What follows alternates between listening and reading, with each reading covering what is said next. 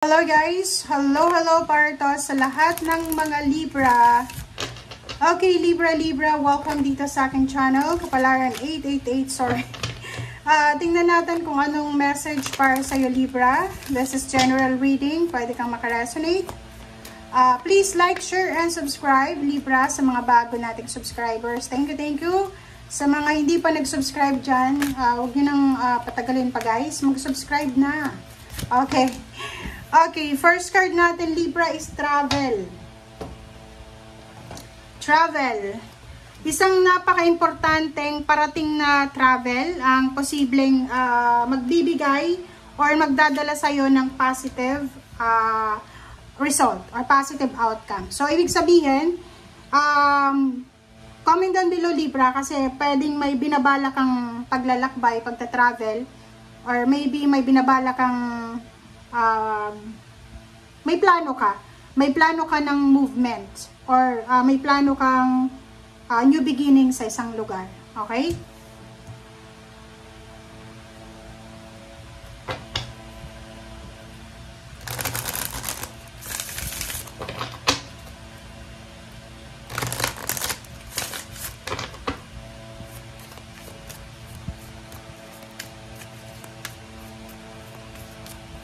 Okay, yellow.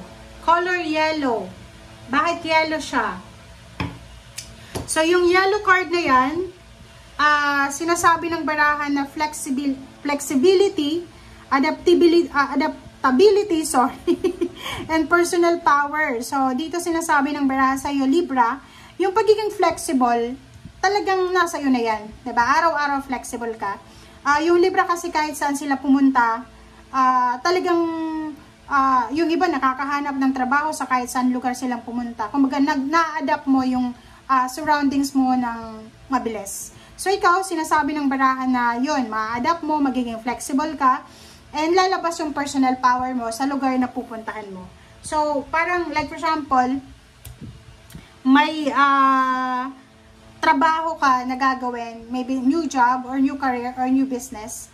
And yung gagawin mo na to, dito ka talaga mag-shine, diba? Yung parang i-out mo yung lahat ng talino mo, yung wisdom, yung talent mo sa gagawin mo na yan. Okay. Like for example, isa kang teacher, tapos pumunta ka ng ibang bansa. Tapos sa ibang bansa ka pala magiging famous as teacher. Sa ibang bansa ka pala mapopromote, parang ganon.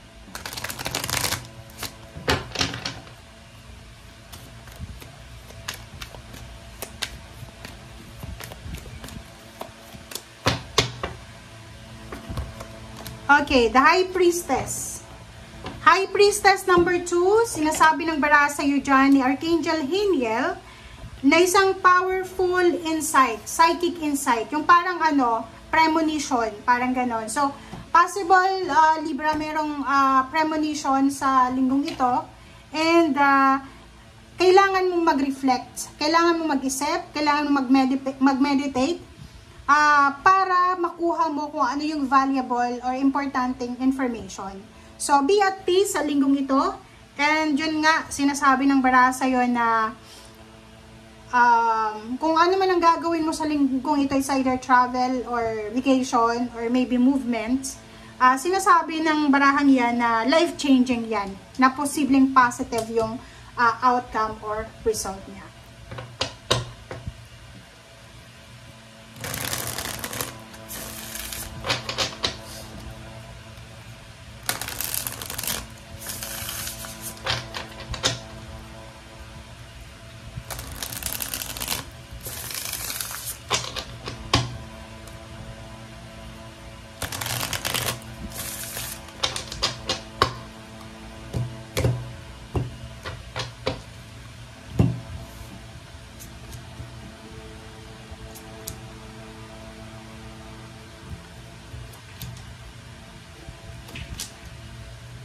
Okay, Knight of Swords, Queen of Wands, and 3 of Cups, and 5 of Pentacles. So, maybe sa ngayon, habang yung iba sa inyo na nanonood, okay? Sinasabi ng baraha sa'yo dito na may mga iba sa inyo na sa kasalukuyan, wala ka namang problema sa pera. You don't have problems sa financial. Pero, sa mga susunod na araw, kailangan mo mag-ingat. Be careful. Careful ka dapat. Kasi, possible mawalan ka ng pera. Possible na ma-mismanage mo yung salapi. Dahil sa hindi mo masyadong napansin yung mga extracurricular gastusin. So, dito sa 3 of Cups, may gusto kang okasyon, may gusto kang i-celebrate na occasion, but financially, wala kang capabilities na mag-spend. Yung Queen of Wands dito, sinasabi ng barahan na isang desisyon, isang mabilis na action ang gagawin mo, and yung action na yan, ay posibleng makatulong yan sa'yo para makaalis ka sa problema mo sa pera. 'Di ba? So, isang napakabilis na desisyon, mabilis na action, ang posibleng makakatulong sa'yo para mapabilis din yung pag-usad mo sa usaping salapi.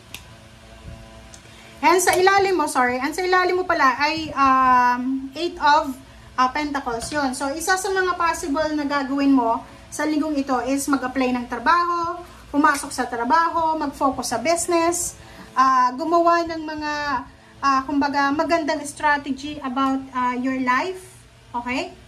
And sinasabi ng baraha sa'yo, okay, sinasabi sa'yo ng baraha dito na yung mabilis na action na yan, yung importanteng action na gagawin mo, ay posibleng nakakapagod, di ba? Nakakapagod yan. Like for example, pag halimbawa, pag feeling natin na hindi maganda yung nangyayari sa paligid natin,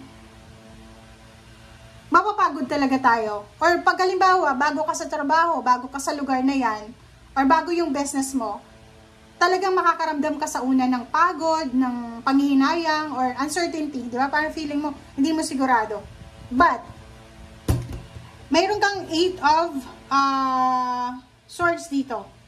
Sinasabi ng baraha sa'yo dito na kailangan mong maghanap ng mga Hierophant. Yung Hierophant na to, this is a mentor, protection, guidance, or someone na makakatulong sa'yo. Like for example, business. May gusto kang malaman na strategy sa business. Unahin natin yung pinakasimpleng business, yung sari-sari store.